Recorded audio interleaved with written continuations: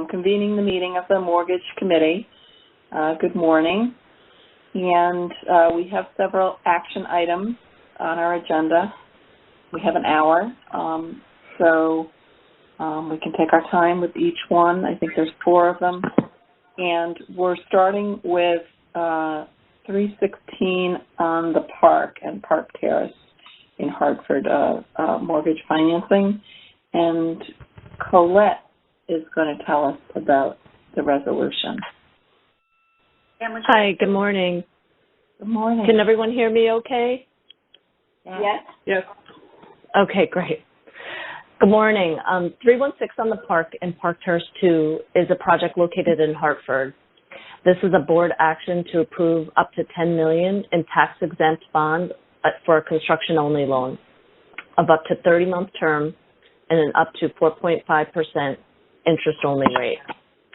Ribbon Row Mutual Housing, LLC, will be the mortgagor, and this is an entity that was created by Mutual Housing Association of Greater Hartford. They are the developer. The development consists of 2 properties that will be combined into one new tax credit entity. The first property, 316 Park Terrace, consists of 1 building.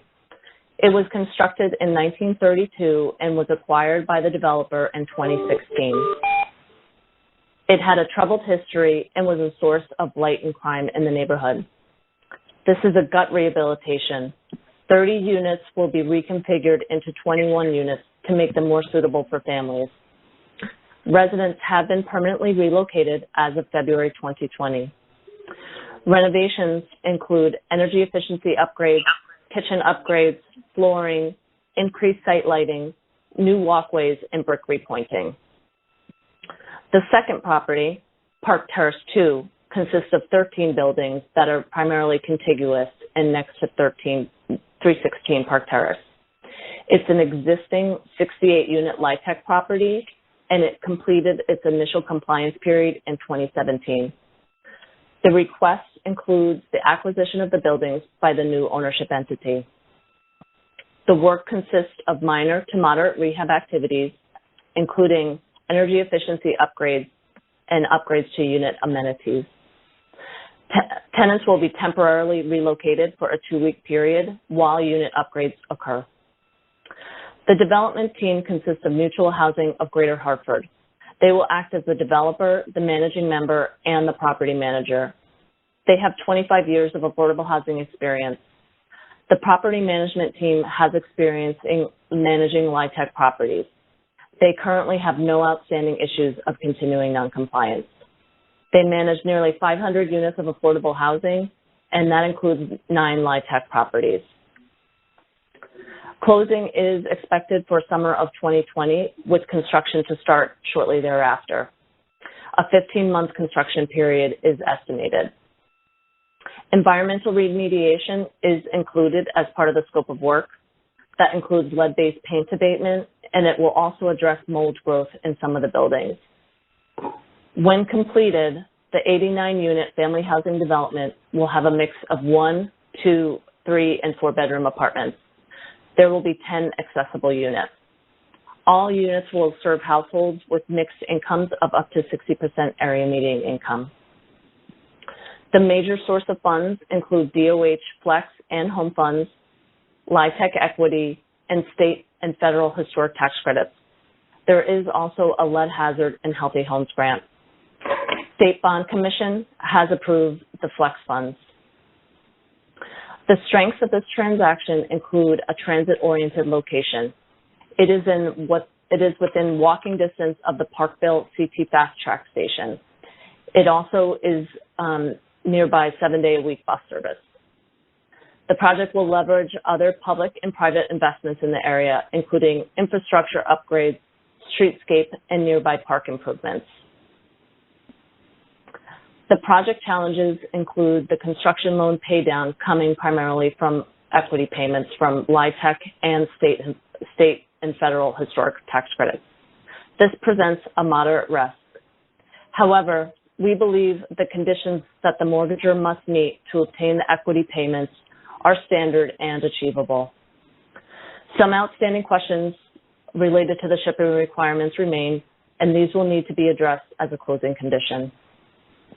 The COVID-19 health crisis introduces additional considerations.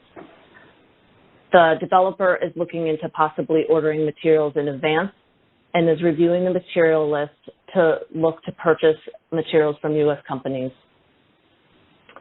There are mitigating factors incorporated into the deal to reduce CHFA risk and the payoff of the construction loan. These include CHFA holding the syndicator required operating reserve during construction. We will also require a 10% construction contingency. CHFA technical services staff will work closely with SHPO to ensure that the scope meets their requirements. As additional closing considerations, we'll need verification that the open items related to the scope of work, primarily the SHPO-related items, have been reviewed by SHPO. The 10% construction contingency must be maintained with the finalization of the construction contract. Thank you. Thank you, Colette. Are there questions from committee members? Yeah, this is Kylie. Was Hey, there Kylie. any input from the City of Hartford and the Frog Hollow NRZ on this project?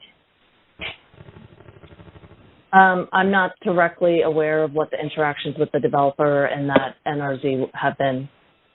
And the city? The city has an existing home loan on the project, which they will be forgiving at closing, at initial closing. So they are supportive. And so is that the first, since this is sort of a two-prong, one new building and one rehab of an old one, so that's attached to the existing property, right? Not the new one? Or is it both?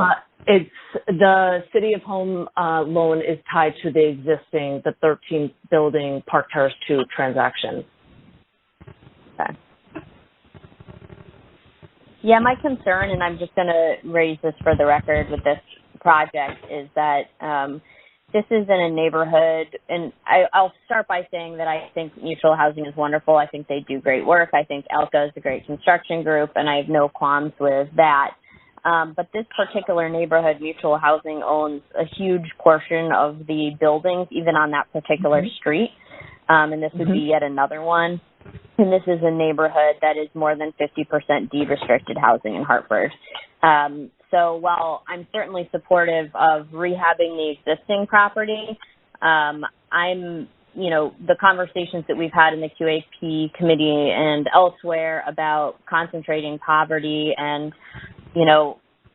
rehabbing a blighted building into affordable housing again and again in neighborhoods like this, where you have where the majority of the units then become deed restricted, can really alter a market and lack of diversity in the market. And I think this is one of those neighborhoods. So I'm just concerned that, we have a street where Mutual owns many, many buildings on the street. And again, they're well-kept buildings, they're well-maintained, that's all good. But I think there's a tipping point question here that that CHFA needs to be thinking about. And to me, this is a good example of one of those projects that, may be something we want to think more critically about in terms of putting yet another deed-restricted property into a neighborhood that is more than half deed-restricted. And a lot with the same owner also. And again, I think fairly highly mutual housing, no issues with them. But again, they own a huge portion of that neighborhood and that street. And I have concerns about that. I do know that I was just going to add that I do know that the 316 Park Terrace building was in pretty poor shape, and that it had struggled through various financial closures and things like that. So it was definitely a quintessential troubled building on that street that needs some investment to bring it up to standards. Yeah, and I think that's always the $64 million question in Hartford with vacant lots and blighted buildings. They're all over the city. There's thousands of them, and the case could be made for any one of those buildings that this is the only way that building is going to get rehabbed is using affordable housing. But if you make that case over and over again, then the city goes from being 40% affordable, which it is the highest percentage of deed restricted housing in the state by far. I think the next lowest is New Haven at 30. You know, I totally understand that argument, and I've supported properties like that in the past because we know that there's not going to be another developer or development opportunity for that property, and it's a particularly challenging property. I just think we need to be careful about using that argument in places like Hartford where there's a lot of those properties. We need to think about other avenues of supporting the redevelopment of properties that don't require deed restricting them for long periods of time and altering the rental market in that neighborhood further. So this is Dayla Kelly. While I understand your concern, I also know that if those properties don't get rehabbed, I mean, it's an eyesore, and well, the mutual housing owns some of those properties. This is an eyesore and brings down the community. Having restricted housing is not that bad because they are not only rehabilitating and providing housing that otherwise people will be living in substandard conditions in that same neighborhood. So for them to rehab the property and to provide some resident coordination, some training, because they also have training in there, will bring the neighborhood back up. And sometimes we do have to invest to bring the neighborhood and to incentivize for-profit developers to come into the neighborhoods that otherwise that is not investment because of the blighted properties. I think it's an issue of the length of time on the deed restriction, because I think that's a good point, right, to start making the transition or potential transition sooner, but the tax credits are probably contingent on the deed restriction. So it's a catch-22 at the moment. Agreed. So this is Carla. I understand the concentration issue, but I also understand sort of the needing to develop the blighted properties in the neighborhood, and I sort of trend toward that side, which is why C4C has a small pre-development loan in this project. So that's why I will also be abstaining from the discussion. Well, I didn't abstain from the discussion. I'll abstain from the vote. So actually, one of the questions that would be really helpful for us to perhaps flesh out in our discussions next week in terms of a strategic planning exercise would be to understand sort of how the board would like to value the balance between deed restrictions and the sort of the redevelopment of urban neighborhoods that may be blighted or abandoned or in need of rehab versus using those same resources in non-urban areas. So I just bring it up because I think it sounds like a topic that we could perhaps spend some time parsing out where where we might be able to draw the line if we, in fact, could make a judgment call about, where CHFA's resources could be best utilized for the most impact.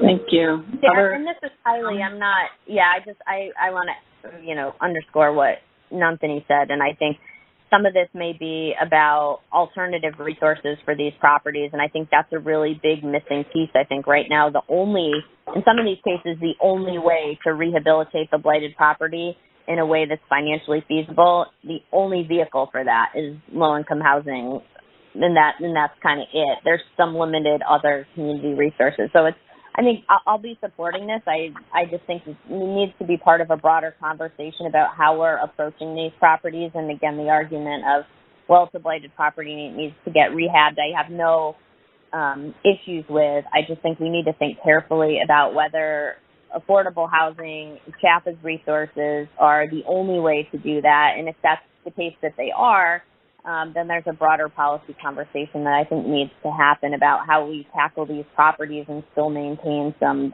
balance in these neighborhoods. That's all.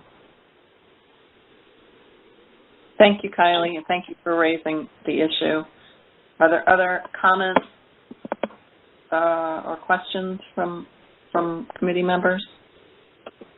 Hi, Anne. This is Lisa. Can you hear me? Yeah, I can. Oh, great. I had some trouble getting on. I just wanted to second what Kylie was talking about, and apologies I dropped off for a minute to try and come back in. But my hope is that at some point in the future we could have a longer discussion about that issue and have an opportunity to think with Nandini about what might be possible. Yeah, and I think that Nandini said that there would be that opportunity upcoming. Yeah, indeed. Yes. There are other points of discussion that we're going to have at this meeting that I'm talking about next week, but certainly this is one of them. So. Great. Okay. Other comments, questions, concerns? Heidi, again, I just wanted to say I love the new summary page on the front of the write-ups. It's perfect. Thank you.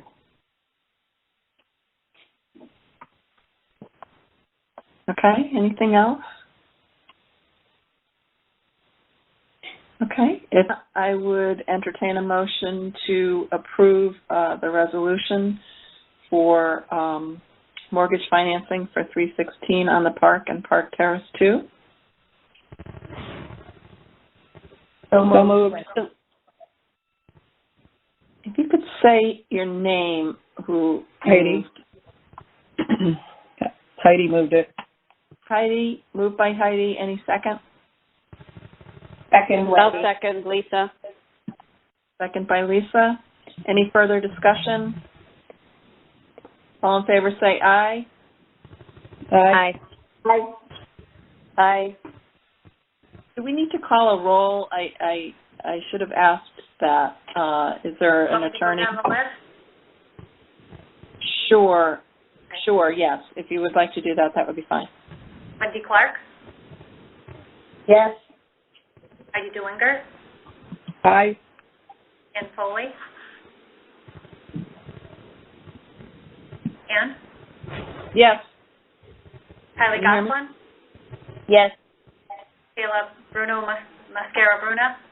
Yes. Lisa Tepper Bates? Yes. And Carla, you're abstaining? Abstain, please. Thanks.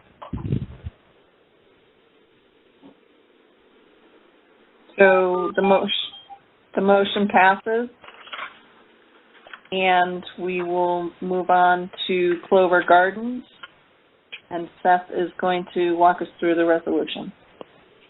Yes, good morning. Can everyone hear me? Yes. Yes. Okay. Clover Gardens is a proposed 32-unit development in the Asylum Avenue neighborhood of Hartford. The developer is Chrysalis Center Real Estate, and the property includes 4 historic buildings. The request is for a construction-only loan of up to $6.5 million using tax-exempt bonds with a maximum term of 24 months and an interest rate of approximately 4%. The buildings are within walking distance of restaurants, pharmacies, grocery stores, and banks. The development will have a 40-year affordability restriction and will utilize income averaging for units at 30%, 60%, and 80% of area median income.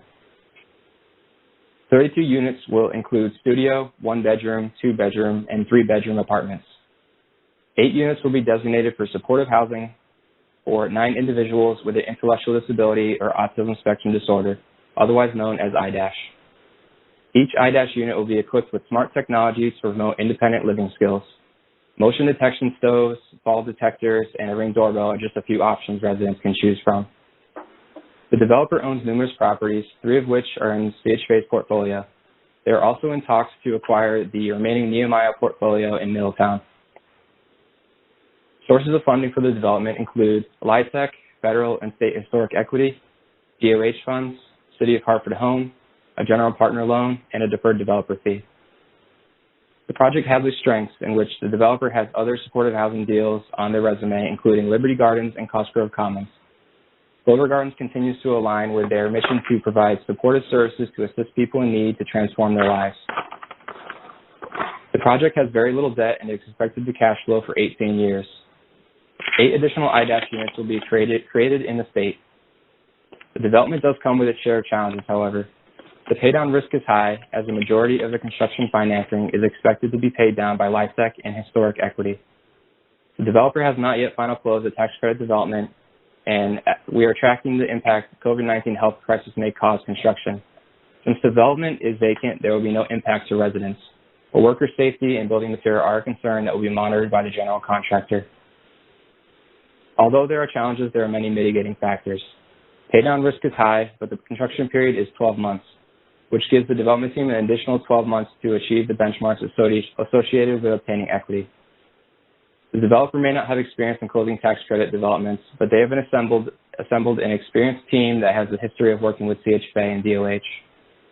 In addition to CHFA standard closing conditions, Tech Services staff will continue to work closely with the State Historic Preservation Office to ensure all of CHFA's guidelines on the scope of work are acceptable to CHFA. If approved, this will be the third development with IDAS units that CHFA has financed, joining Canton Specialty Housing and Bloomfield Specialty Housing. Clover Gardens will continue creating housing for these individuals in need and impact their lives for the better. Are there any questions?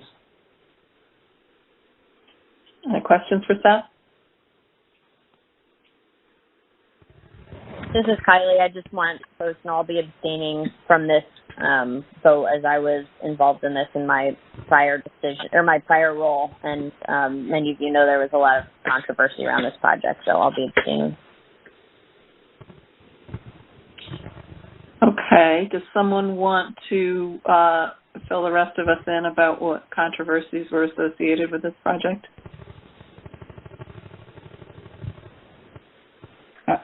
Couldn't you enlighten us, even if you can't vote on it, or not?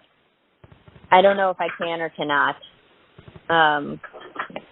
I'd be happy to do that, but I don't know if I'm supposed to do that if I'm abstaining. Kylie, this is... Oh, go ahead.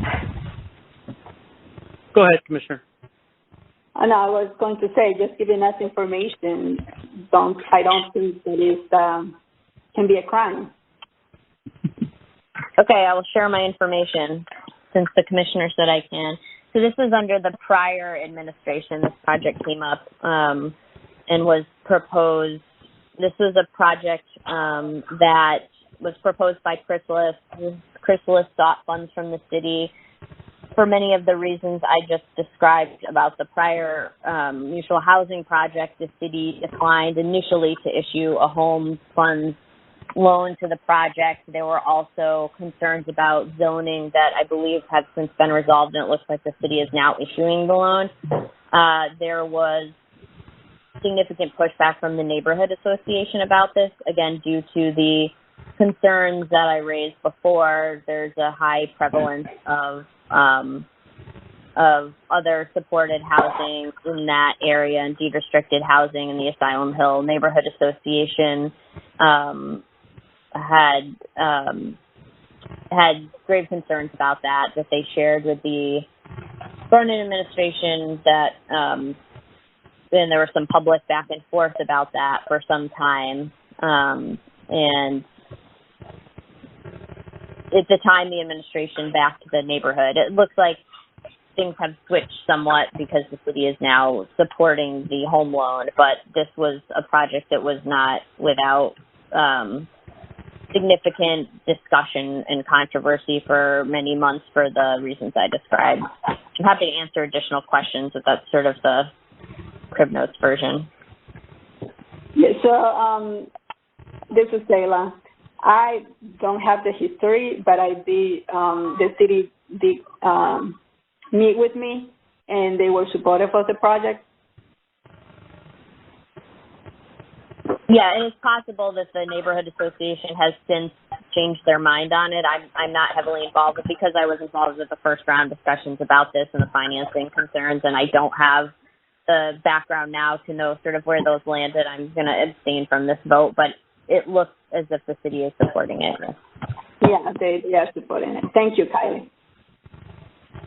Is that something that board members would like to see in the future, is sort of a qualitative analysis of the support or, well, hopefully not lack of, but, you know, there may be situations where there's been concerns or issues raised by, you know, the town or the city or other officials who've been involved. Is that something that would be interesting to this discussion going forward?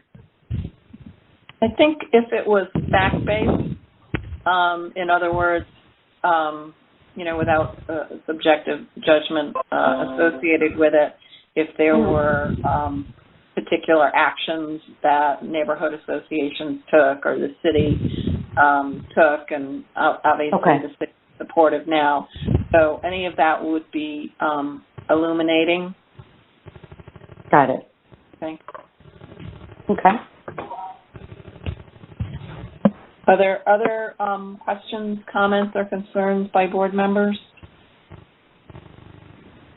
I just have one, and it's sort of technical. I noticed that all the projects have a summer 2020 closing, which seems optimistic since closings in the past have taken 3, 4, 5 months. Have we figured out a way to expedite closings? Because it's June right now, or beginning of June. Is that some progress? This is Seth. I can just comment on Clover Gardens, the summer 2020. So they've owned the property since 2017. So they're really motivated to get to the closing table, and they've got a signed term sheet from DOH, so they're pretty far along in the DOH process. So we feel we could move as quickly as we can. Obviously, it's still a lofty goal, but you know, we're going to try to get this closed as quickly as we can. Great. Thanks.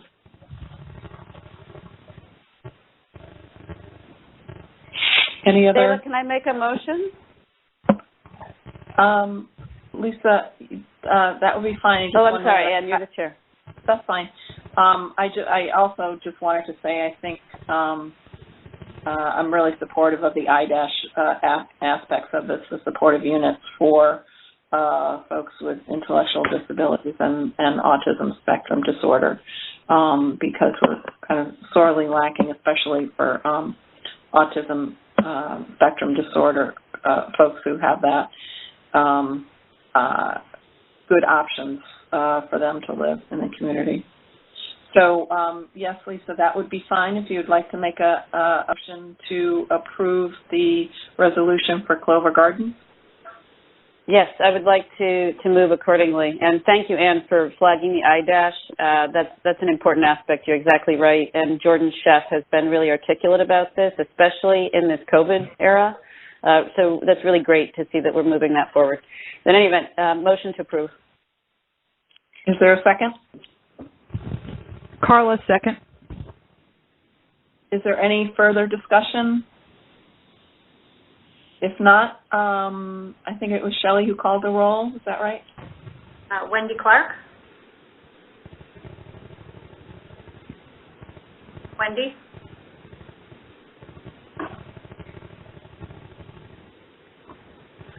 Heidi DeWingert? Approve. Ann Foley? Yes. Kylie, abstaining? Yes, abstaining. Sheila Mascara-Bruno? Yes. Lisa Tepper-Bates? Yes. Carla Weil? Yes. Thank you. Okay, the motion passes, and the resolution is approved. So we'll move on to Enterprise Abbot Apartments in Waterbury, and Maura is going to walk us through the resolution. Yes. Morning. Good morning. Can you hear me? We can hear you. Okay, great. Thank you. You have before you a request to approve TEB proceeds for first construction permanent financing in an amount not to exceed $19,842,000 for Enterprise Abbot Limited Partnership for the acquisition and rehabilitation of Enterprise Apartments and Abbot Towers. Both of these properties are historic buildings. They're located in Waterbury, approximately a quarter of a mile apart, and they have a total of 187 senior units in them. The moderate rehab at a total of $91,000 per unit will address critical capital needs identified in the CNA, and that includes roof replacement, window replacement, masonry repointing, a new heating system. They will also upgrade the security and fire system. There's select unit upgrades, and there's appliance replacement. Additionally, the scope includes environmental remediation.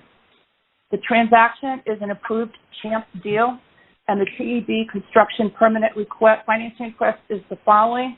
A first construction mortgage of approximately $10,242,000 for a rate up to 4.25% for a 2-year term, and a permanent loan of up to $9.6 million at a rate not to exceed 4.25% for a 40-year term. The other financing, the other sources of funds include LIHTC equity, DOH Flex, state and federal historic tax credit equity.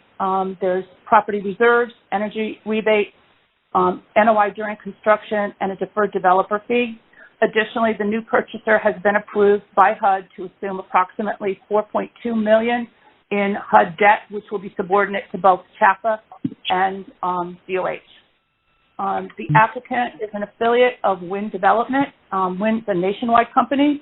They've developed many affordable, market rate, and mixed income developments. And in fact, in the last 10 years, they've developed 37 projects with a total of $700 million. Wind Development affiliate partnerships have approximately $65.5 million of outstanding loans with CHFA in 4 properties, and they are in compliance. The property will be managed by Wind Residential, which is also a nationwide company. They manage over 100,000 units in 615 properties. The remaining team that Wind has assembled has experience with both CHFA and DOH transactions. The property is currently 100% project-based Section 8, and the majority of the residents are at the 50% AMI level or below. As part of this transaction, there'll be a new 20-year HAP that will be approved to extend that affordability. The transaction is bond commission approved. It is part of the going to be part of the block that was approved in December of 2019. The challenges that face the deal is, first, the property has not received its state historic credit reapproval and the reservation for credit. The developer is well on its way to getting that approval, and CHFA will work with all parties to make sure the approval is received prior to initial closing. The applicant has filed to enter the voluntary remediation program, and we found out this week from DEEP that they have accepted both the sites into the VRP, and the developer has placed the worst case scenario of costs into the development budget, so all these costs should be covered. In order to conserve state resources when reapplying for the CHAMP funds, the applicant was encouraged to accelerate capital needs, not to accelerate capital needs, but to handle them over time. As such, a capital improvement escrow will be established at closing in addition to the normal replacement reserve escrow. The capital improvement escrow will identify the larger capital needs in the CNA and plan for their replacement with CHFA approvals and oversight. The portfolio, the payoff risk here is moderate, but we believe that the mortgagor can meet the conditions because they are pretty much standard. The appraiser's range of prospective values was between 9.3 and 9.7, and while this closely equates to the loan amount, CHFA procedures allow 2 metrics, either loan to cost or loan to value, to be at the 80% rate. The loan to cost in this transaction is at 57%, so obviously that metric is met. Lastly, due to COVID-19 health crisis, Wind has developed safety and sanitary protocol for its construction workers, residents, and oversight personnel. And they are in the process right now of revamping the construction schedule to do the exterior work and common area work first. Supply chain issues will be addressed prior to closing so they have the most up-to-date information. And to answer the question on the summer of 2020 closing, they are very motivated to make that. It could be close. My guess is it'll be somewhere in the August to September timeframe. Any questions? Questions for Maura? Comments? Concerns? If not, I would entertain a motion to approve the mortgage financing for Enterprise Abbot Apartments in Waterbury.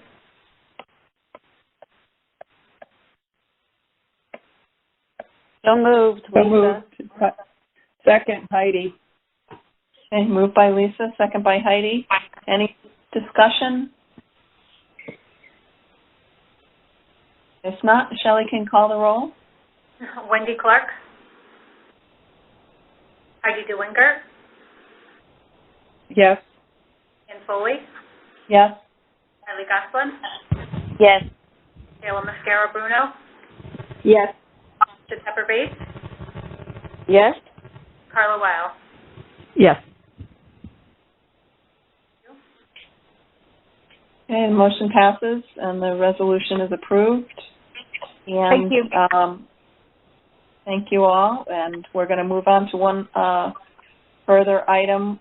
Joe's going to talk to us about the resolution for Glenbrook Manor in Stamford. Good morning, Joe. Good morning. Thank you. The action before you is a recommendation to allow the prepayment of a CHFA loan that has been in place since February of 1980. The mortgager is the Glenbrook Road Elderly Housing Corporation, which is an ownership entity affiliated with the Stanford Housing Authority. The property is operated by Charter Oak Communities, also an affiliate of the Stanford Housing Authority. Glenbrook Manor is a 44-unit Section 8 development in Stanford on Glenbrook Road. The property consists of one 4-story building, and it was constructed in 1980. The owner is proposing a refinance with HUD, and as I said, the loan was originated at approximately $1.5 million in 1980, and the unpaid balance is currently $105,715. It matures in April of 2021. The proposal before you is to consent to a prepayment request. As I said, the owner is refinancing and recapitalizing the property. They've secured a new 20-year HAP contract, and that contract will expire in 2039. This HAP contract is vital for allowing rental affordability in the Stanford area for folks that continue to have to pay 30% of their income towards the rent. The proposed scope of work is fairly comprehensive. It's estimated at $4.1 million, and it'll include complete unit renovations, including kitchens, baths, floor, windows, appliances, electrical upgrades, fire alarm, as well as some common area improvements such as HVAC improvements, community rooms, and roofing and siding. CHFA maintains the authority and discretion under the present loan documents to authorize a prepayment.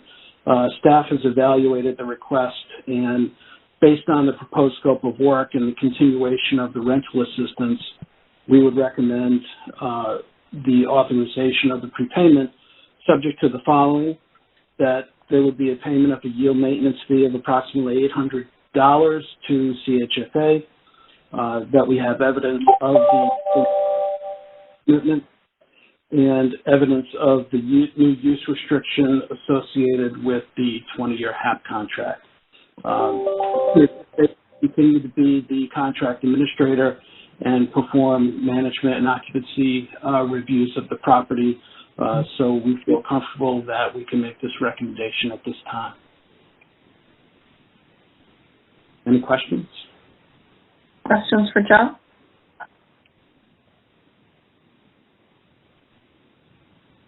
Okay. I would entertain a motion to approve the resolution for prepayment at Glenbrook Manor.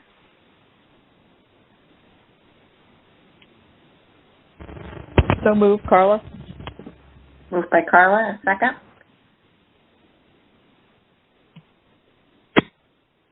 Leila, second. Second by Sayla. Yes. Any discussion? Can I just ask, when those funds come back, do they become ITA or? I believe they just pay off the balance of the existing debt. Bond? Okay. Yeah. Other questions? If Shelley can call the roll. Wendy Clark. Heidi DeWinker. Yes. Ann Foley. Yes. Kylie Goslin. Yes. Kayla Mascaro-Bruno. Yes. Lisa Pepper Bates. Yes. Carla Weil. Yes. Thank you. The motion passes and the prepayment resolution is approved. And so I think we have to vote on the minutes of the mortgage committee. That's for April. And I would entertain a motion, if you had an opportunity to look at it, I would entertain a motion to approve the minutes from the April mortgage committee meeting. So moved, it's Heidi. Moved by Heidi. Any second? This is Lisa, second. Second by Lisa. Any discussion? I guess we have to call the roll, Shelley. Wendy Clark. Heidi DeWinker. Approved. Ann Foley. Yes. Kylie Goslin. Yes. Kayla Mascaro-Bruno. Yes. Lisa Pepper Bates. Yes. Carla Weil. Yes. Right, so the minutes are approved, and that concludes our action items, but we do have one report from Wendy about upcoming multifamily activities. Good morning.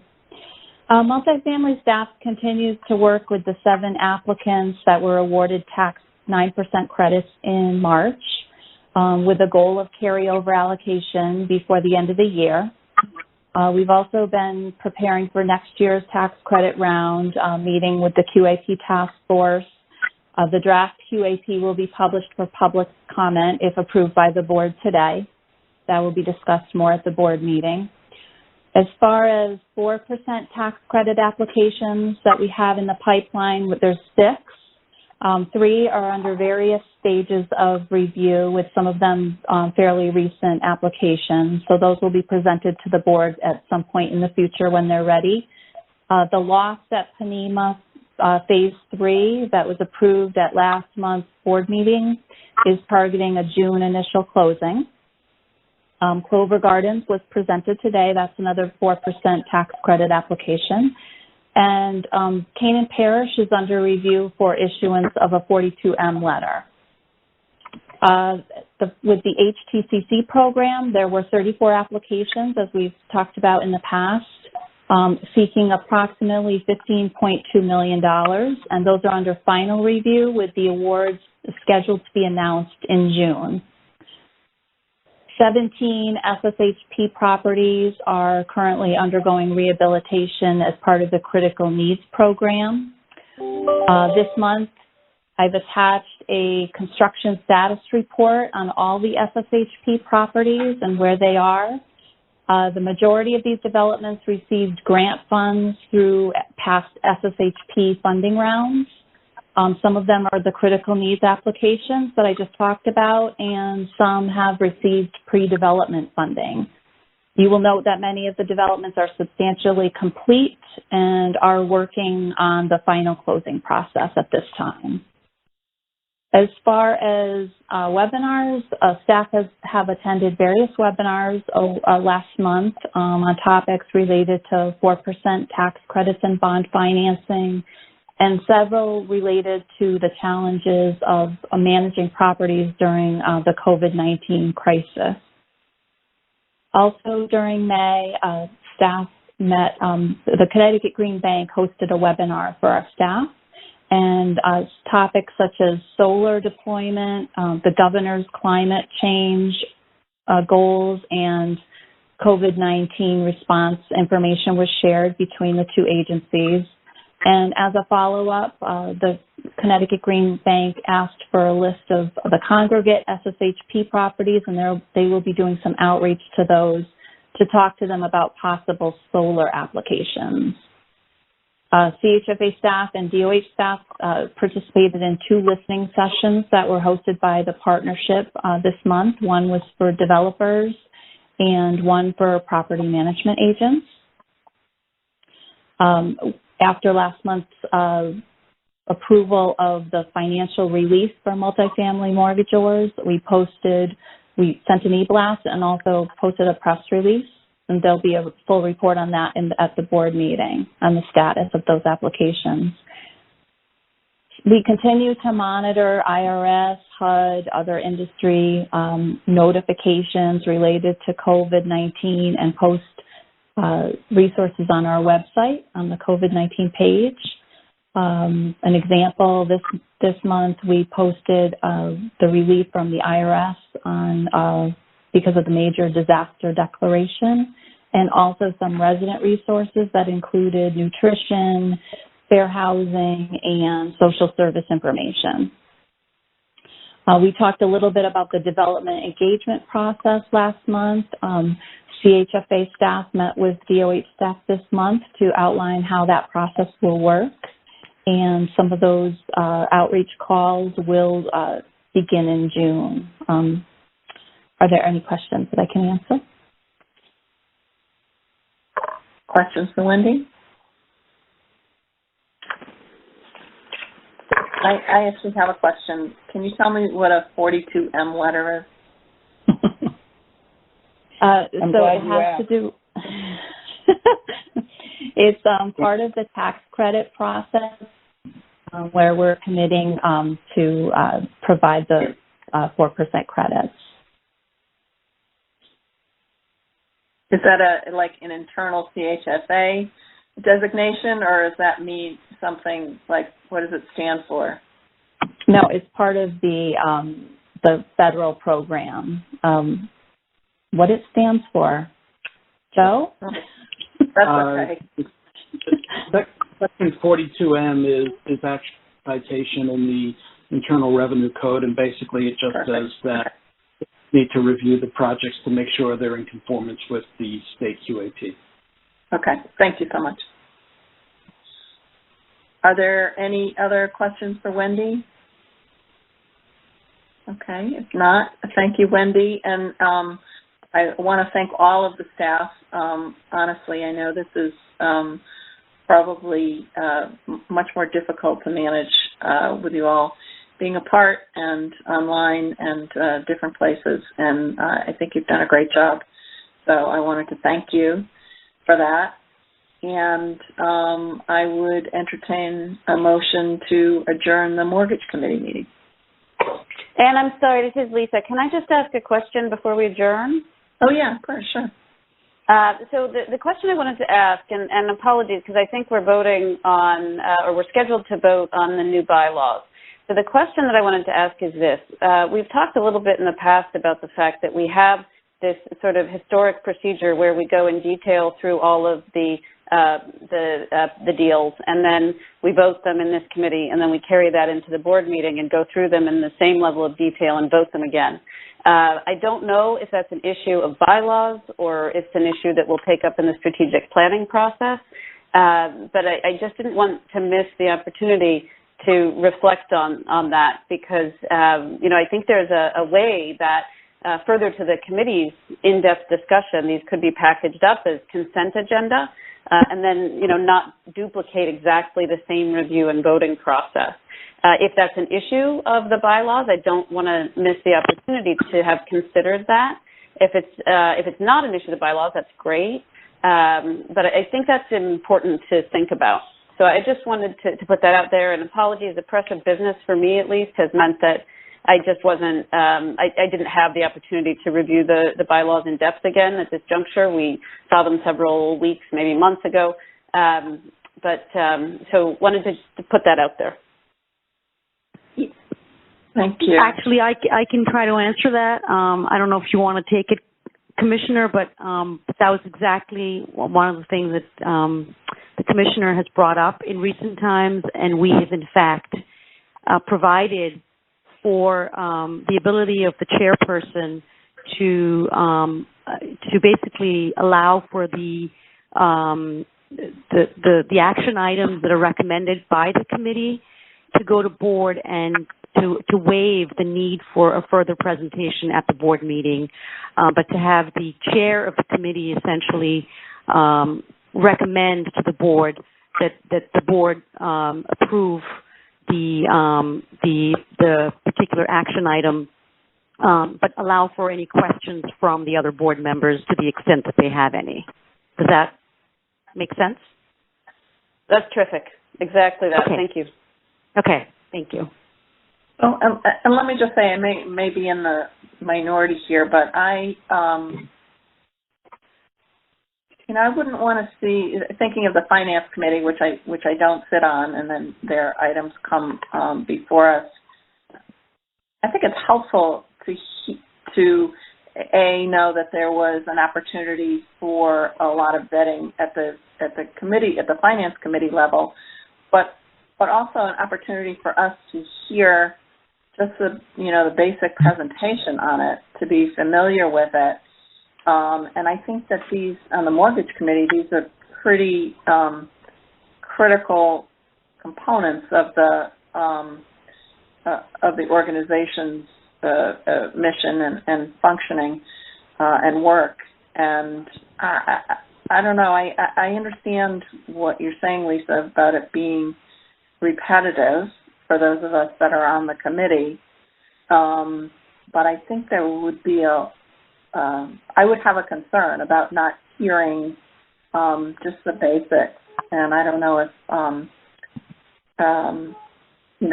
other committees members feel the same way, or other board members feel the same way.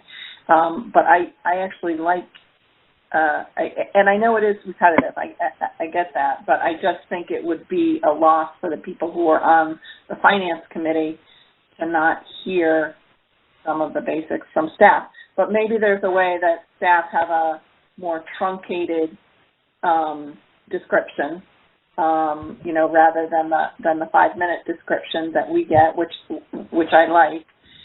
Maybe there's a briefer description that they could give.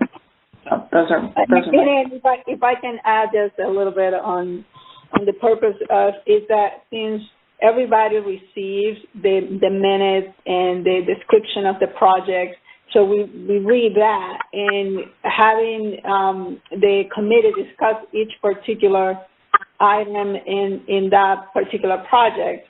So when we approve those projects going to the board, it will be more a summary of what happens. And if a board member wants to discuss a particular project in detail, then we can do that. But the assumption is that we all read our materials. And if we all read our materials and then we have questions about it, then we have the committee, and then the committee approves them from the board. That's why the committee vets all these projects. And then to the board, if there is any particular project that needs and deserves some discussion, then we'll bring it to the board in a more detailed way. Yeah, no, I get that. I just think that sometimes by having the staff presentation, it gives you some opportunity for reflection and thinking about, what you read previously, what you digested. It's just kind of an opportunity to think, I don't know, maybe more collectively or broadly about it. So that's just where I am. I just wouldn't want to lose the opportunity for. I wouldn't want it to become kind of a rubber stamp that just because this committee said okay, that the whole board just gets it kind of packaged as as a consent agenda without further discussion.